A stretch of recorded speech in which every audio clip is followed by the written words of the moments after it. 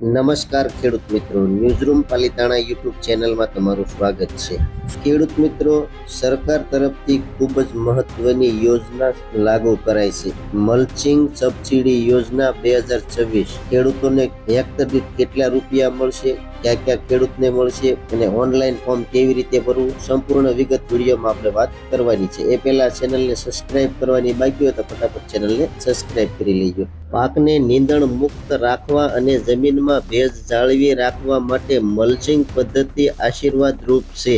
ગુજરાત સરકારના બાગાયત વિભાગ દ્વારા મલ્ચિંગ પેપર સબસિડી યોજના 2026 અમલમાં મૂકવામાં આવી છે। આ યોજના હેઠળ ખેડૂતોને પ્લાસ્ટિક મલ્ચિંગ પાથરવા માટે જંગી સબસિડી આપવામાં આવે છે। જો તમે બાગાયતી પાકો, શાકભાજી, ફળફળાદીની ખેતી કરો છો તો તમે આ યોજના માટે એપ્લાય ઓનલાઈન કરી શકો છો।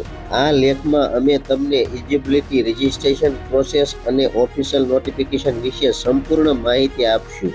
લાસ્ટ ડેટ પહેલા અરજી કરવા માટે નીચે આપેલી ડાયરેક્ટ લિંકનો ઉપયોગ કરો।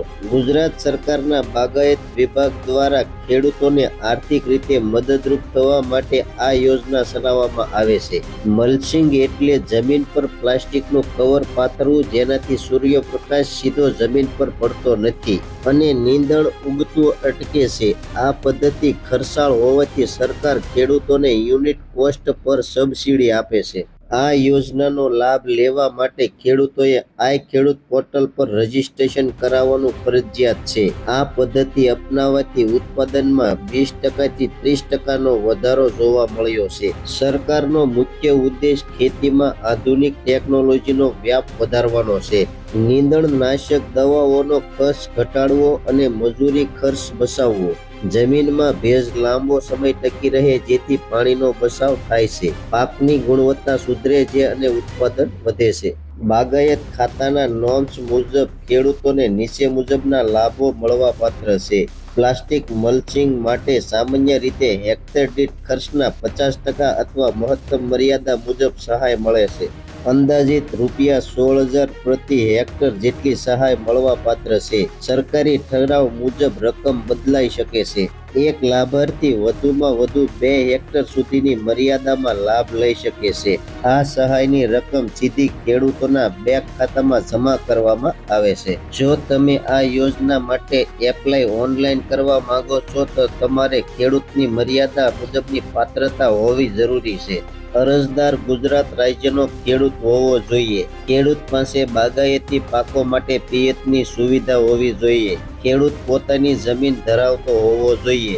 આ યોજનાનો લાભ દર 5 વર્ષે એકવાર મળવાપાત્ર છે। ખેડૂતે સરકાર માન્ય ઉત્પાદક વિક્રેતા પાસેથી મલ્ચિંગ મટીરીયલ ખરીદવાનું રહેશે। અરજી ફોર્મ ભરતી વખતે તમારે કયા ડોક્યુમેન્ટની જરૂર પડે છે? પહેલું છે આધાર કાર્ડ, જમીનની 7/12 આના ઉતારાની નકલ, બેંકની પાસબુક, જાતિનો દાખલો, અનામત વર્ગ માટે અને મોબાઈલ નંબર, એમનો ઓટીપી અને રેશન કાર્ડ। યોજનામાં લાભ લેવા માટે આટલા ડોક્યુમેન્ટની ખાસ જરૂર પડે છે। ખેડૂતોએ આઈ ખેડૂત પોર્ટલ પર બાગાયતી યોજનામાં અરજી કરવાની રહેશે। સૌ પ્રથમ ઓફિશિયલ વેબસાઇટ આઈ ખેડૂત ગુજરાત ગવર્મેન્ટ ઇન ઓપન કરો।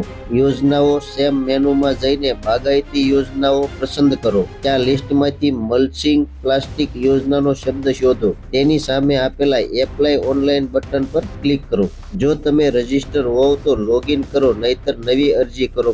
જરૂરી વિગતો ભરીને અરજી સેવ કરો અને કન્ફર્મ કરો। તમારું એપ્લિકેશન આઈડી નાખો। તમારી અરજી મંજૂર થઈ છે કે નહીં તે ચકાસી શકો છો। જ્યારે પોર્ટલ ખુલે ત્યારે જ અરજી કરી શકાય છે। અરજી કર્યા બાદ બાગાયત અધિકારી દ્વારા પૂર્વ મંજૂરી આપવામાં આવે છે। પૂર્વ મંજૂરી મળ્યા બાદ જ ખેડૂતોને માન્ય પાર્ટી પાસેથી મટીરીયલ ખરીદવાનું હોય છે। સામાન ખરીદ્યા બાદ અધિકારી સ્થળ તપાસ કરશે અને ત્યારબાદ સબસિડી જમા થશે। હેક્ટર દીઠ ખર્ચના 50% અથવા અંદાજે ₹16,000 સુધીની સહાય મળે છે। આઈ ખેડૂત પોર્ટલ પર બાગાયતી યોજનાઓ વિભાગમાં અરજી કરવાની રહેશે। પોર્ટલ પર જે તે વર્ષ માટે તારીખો જાહેર કરવામાં આવે છે। તમારે ઓફિશિયલ નોટિફિકેશન ચેક કરતા રહેવું જોઈએ। શાકભાજી, ટમેટા, મરચાં, તરબૂચ અને ફળ પાકો માટે પણ સબસિડી મળે છે।